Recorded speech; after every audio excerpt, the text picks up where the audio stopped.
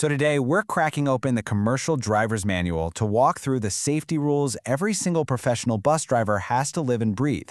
And let's be clear, this isn't just about passing some test. We're talking about the lives you hold in your hands every day. All right, picture this. You just showed up for your shift. You're standing there, looking at your bus. What is the absolute first thing you do? It seems like a simple question, right? But the answer? Well, it's the foundation for your entire trip. Before your hand even gets near the key, you have to look at the bus's history. The very first thing you do is find and read the vehicle inspection report from the driver who came before you. See, their final check is your first step. It's a formal handover of responsibility. Okay, let's really get into this. Once you know what the last driver found, it's your turn to get your hands dirty, so to speak. This pre-trip inspection, it's a non-negotiable ritual. It's what protects you, your passengers, and literally everyone else on the road. Look, you've got to have a system here. It's the only way. First, like we just said, you review the past. Then, you do a full walk around to the outside. And finally, you get in and check everything on the inside. Following these 3 steps, in this order, every single time, builds a habit that prevents some really deadly mistakes.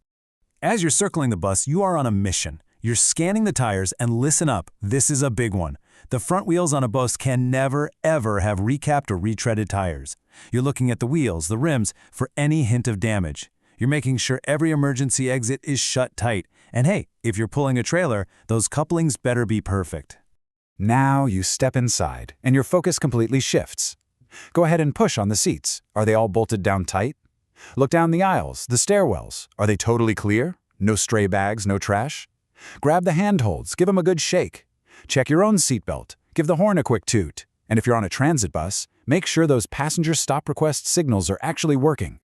Before you even think about putting that bus in gear, you have to know, without a doubt, where your emergency gear is and that it's ready to go.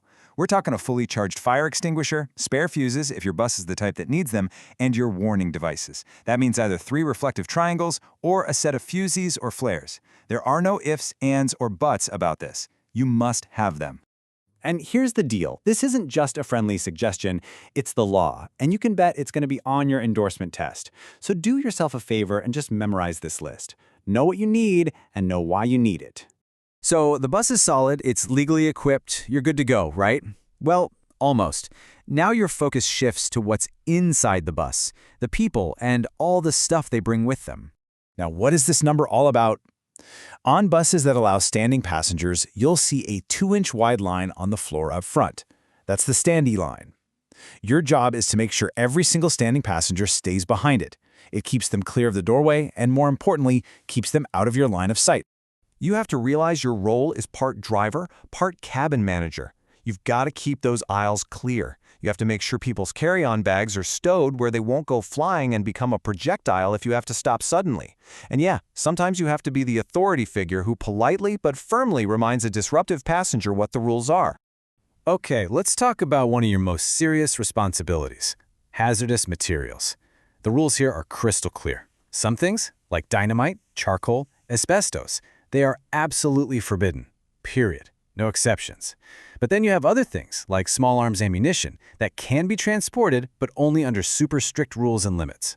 And here is that hard limit: 500 pounds. That is the absolute maximum total weight of all allowed hazardous materials you can have on your bus. And on top of that, you can't have more than 100 pounds of any single class of that material. You've got to know these numbers. Commit them to memory. All right, the inspection's done, the passengers are settled, we're ready to hit the road. Now we get to the fun part, the specific driving rules that separate the pros from the amateurs.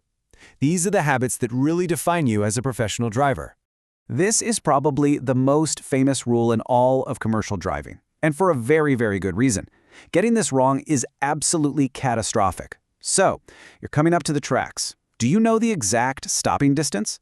The answer is a very specific window. You have to stop no closer than 15 feet, but no farther than 50 feet from the nearest rail. And there's a really smart reason for that range. It gets you close enough to see clearly down the tracks, but keeps you far enough away to be safe from any part of the train that might be hanging over the edge. Here we go. Another one of those situations where cars can do one thing, but you as a pro have a totally different set of rules. A drawbridge is a unique hazard, and you've got a specific protocol you have to follow. And once again, It comes down to a magic number, 50 feet.